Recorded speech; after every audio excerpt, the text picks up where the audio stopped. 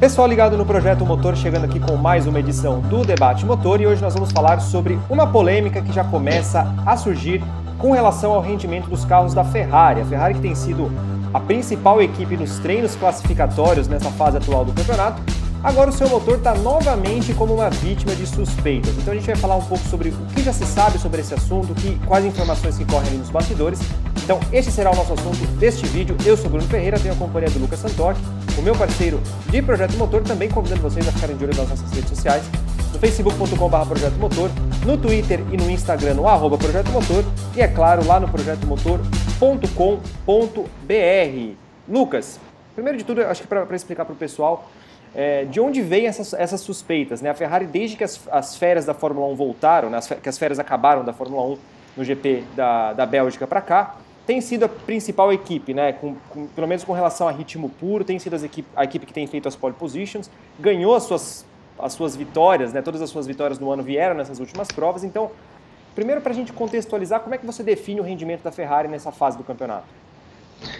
Fala Bruno, fala galera do Projeto Motor, que está sempre acompanhando a gente aqui no canal, no site.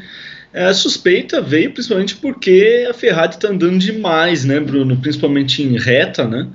E o pessoal começou a olhar o que o time italiano está fazendo aí para ter tanta potência, o que os caras estão conseguindo andar tanto, que nem quando os adversários estão atrás com vácuo e asa móvel aberta conseguem se aproximar, né?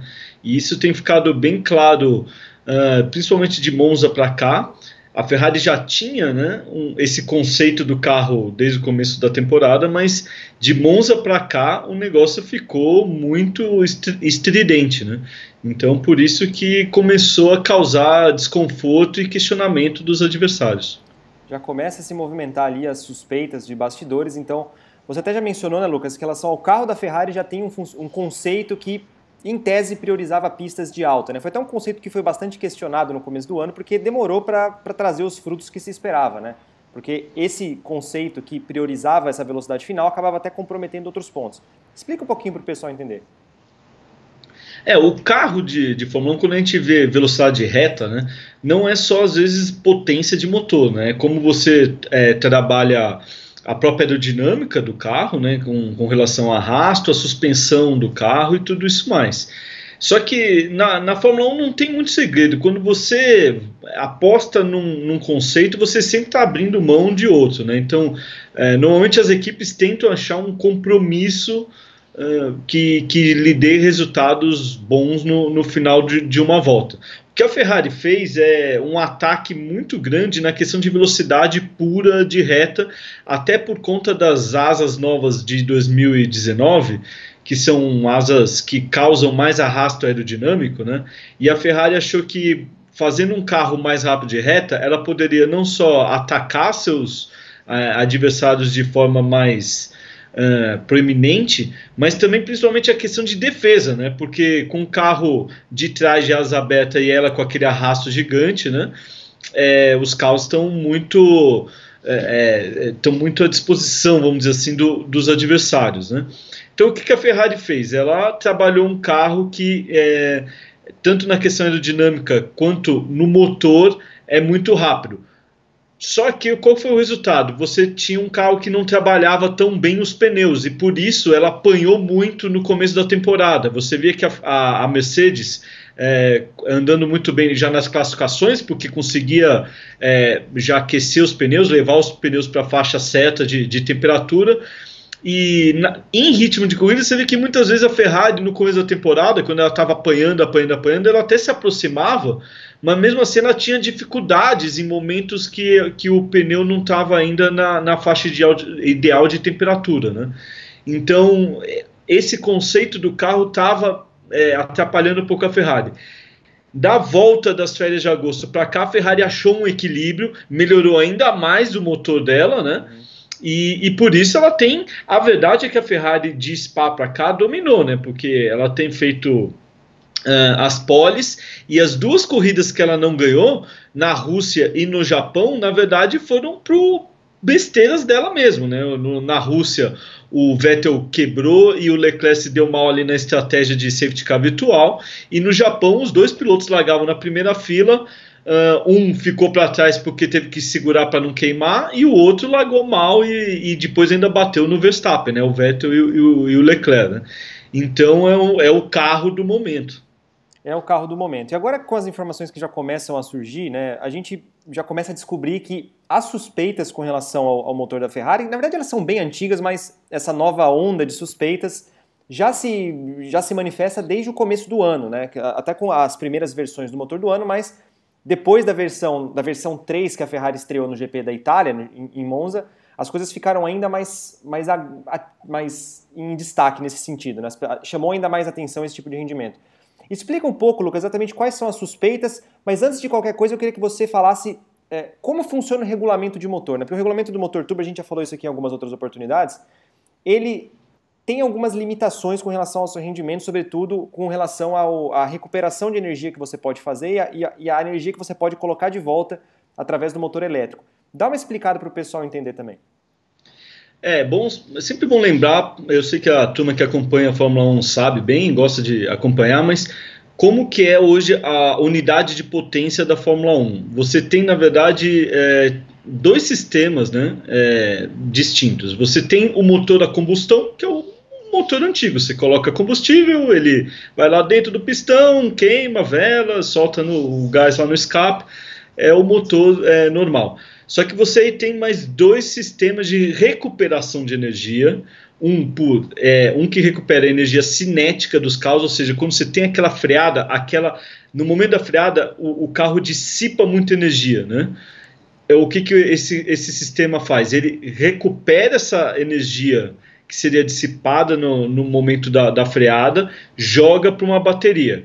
O outro sistema de recuperação de energia ele pega o calor dos gases que sairiam pelo escape que vão para o turbo, e você tem como se fosse uma mini termoelétrica mesmo. Você recupera aí esse calor, também joga energia para uma bateria elétrica. Esses dois sistemas abastecem essa bateria, e essa bateria ela joga... ela abastece um motor elétrico no eixo do carro mesmo, ligado ao virabrequim, que aí você joga mais potência no motor do carro de Fórmula 1. O que acontece?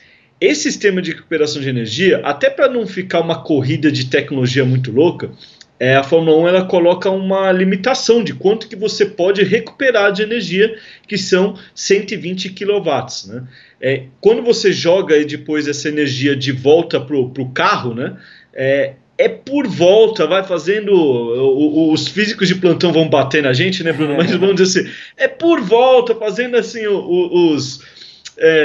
jogando um para cima, não sei o que, você fazendo aquela arredondamento aqui matemático de uns 160 cavalos, que a mais do motor. Por isso, 120 cavalos. Por isso que quando a gente diz que na Fórmula 1 você tem hoje um motor que vai as equipes, né, e as fornecedoras de motor não dão esse número correto, mas você tem um motor a combustão que dá entre 850 e 1000 cavalos, mais, né, você sempre vai ver esse maisinho, os 120 cavalos do motor elétrico, né, que é o que é colocado e que a FIA limita. E a FIA faz essa medição de quanto, né, que pela corrente de energia, a FIA ela verifica a corrente de energia da bateria para o motor elétrico, ela consegue verificar se as equipes estão burlando isso ou não. Pois é, muito bem explicado. Mas agora, Lucas, falando especificamente sobre a situação da Ferrari, né, as próprias equipes estão tentando entender como que esse motor já tem algum tempo que consegue se destacar tanto, e depois dessa nova versão, na versão 3 que foi estreada em Monza, ela também conseguiu fazer com que o carro rendesse muito bem em pontos distintos. Exatamente quais são as principais suspeitas das equipes? Como é que você explicaria isso? Bom, a Ferrari ela tem um sistema que levanta, né, Bruno, questionamentos desde o ano passado, na verdade. Por quê? A Ferrari, diferente de todos os outros fornecedores de motor, ela usa duas baterias separadas, né? E acontece, essa bateria ela dificulta justamente essa fiscalização da FIA em cima da corrente que vai, né, da bateria para o motor elétrico, que aí joga mais potência no carro, né?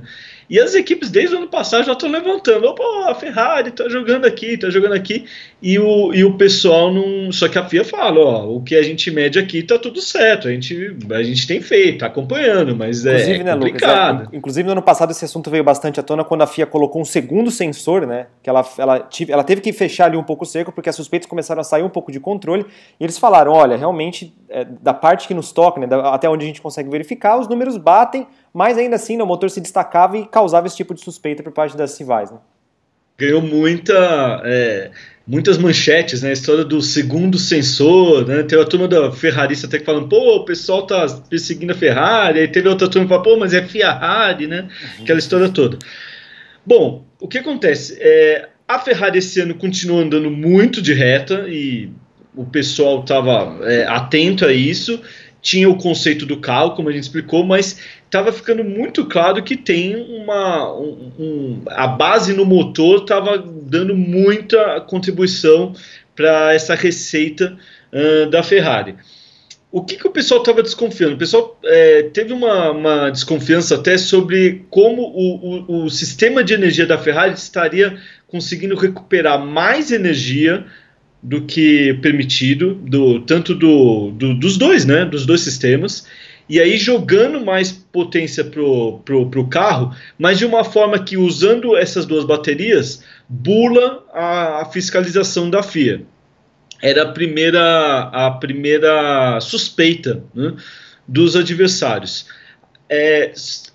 Algo que o pessoal falava até que, mas a Ferrari tinha que fazer então uma volta lenta para recuperar mais tudo, mas ficou muito claro, por exemplo, principalmente a partir do GP de Monza, quando o Leclerc estava defendendo a posição dele lá para o Hamilton, que toda a volta ele andava demais.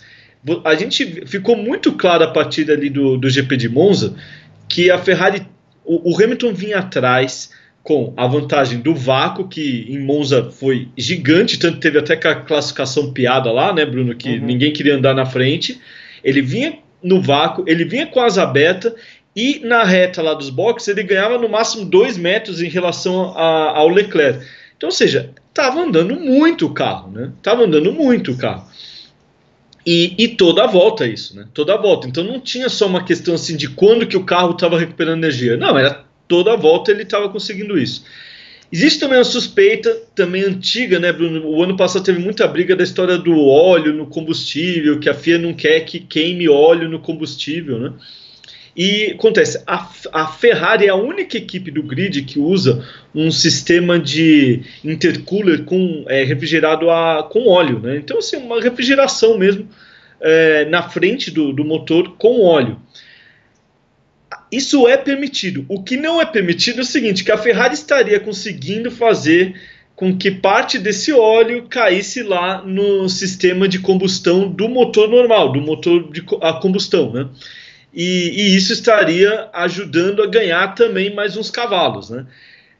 Muita gente fala que não é só uma coisa nem só uma outra, que provavelmente a Ferrari faz um compromisso ali das duas, né, para conseguir ganhar uma potência a mais. Então, tudo isso está sendo estudado pelos adversários. O problema é que você não consegue simplesmente jogar um protesto, né, Bruno? Simplesmente assim, tem alguma coisa errada no motor. Não, você tem que avisar, quero fazer aqui um protesto porque a Ferrari está usando tal sistema errado do motor.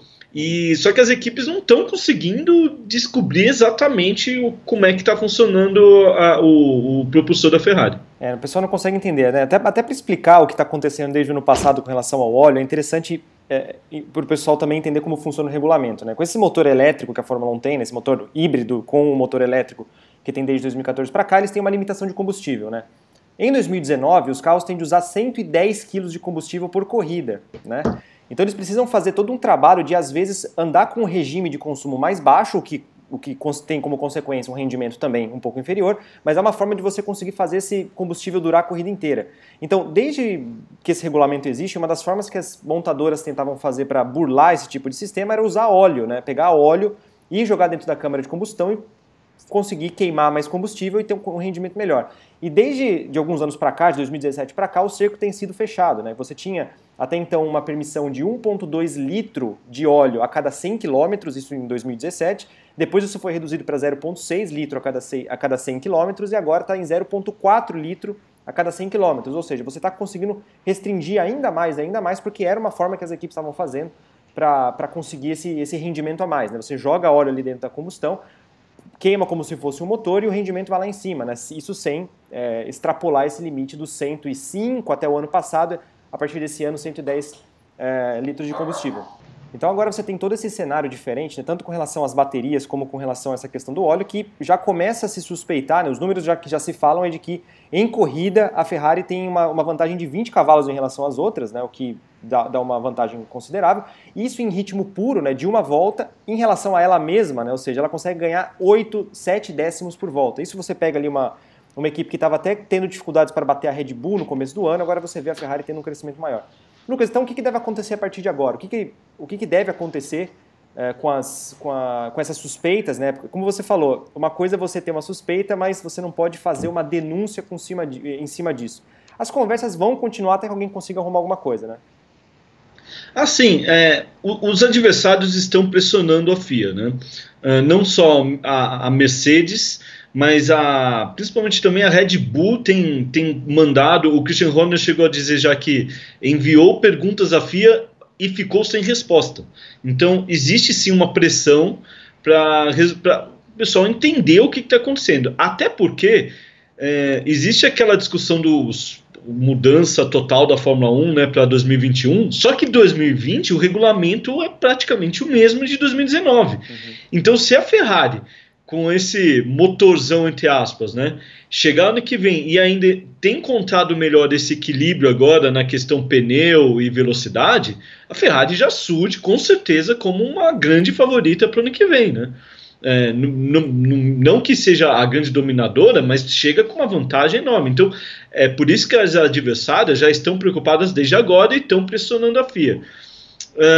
É difícil saber se o pessoal vai conseguir matar a charada e já chegar e apontar o dedo. É aquilo, né? Uhum. Mas a própria FIA, existem algumas questões aí também que a FIA ela quer também não fazer papel de boba, né? Então, acredito também que a FIA ela vai ficar em cima da Ferrari, só que para 2019, sinceramente, eu não acho que a gente vai ver nenhuma mudança, tá, Bruno? Que eu acho que a FIA vai mesmo chegar quando a Ferrari levar o carro de 2020 dela lá para inspeção geral, primeira prova lá, Austrália e tudo, a FIA vai pegar e dar aquela desmontada no carro lá e para ver se tá tudo certinho. É isso aí, por isso que vale a pena ficar de olho nessa novela, porque vai ter uma consequência muito grande no desdobramento do campeonato do ano que vem, né? As equipes já começam a se dividir, né? A partir do momento que se definiu o regulamento de 2021, as equipes já vão ter que começar a se dividir para parte dela se dedicar ao regulamento de 2021 e parte para se dedicar ao regulamento de 2020. Então esse ponto específico, né, que tem uma importância muito grande, é uma história que vale a pena ficar de olho, então a gente vai acompanhar aqui no Projeto Motor. Galera, então é isso. Comente aqui embaixo o que vocês acham, né? Quais são as suas teorias sobre o rendimento da Ferrari. Não se esqueça de curtir o vídeo, assinar o canal e ficar de olho lá no projetomotor.com.br. Lucas, valeu pela parceria de sempre. Galera, um grande abraço e até a próxima.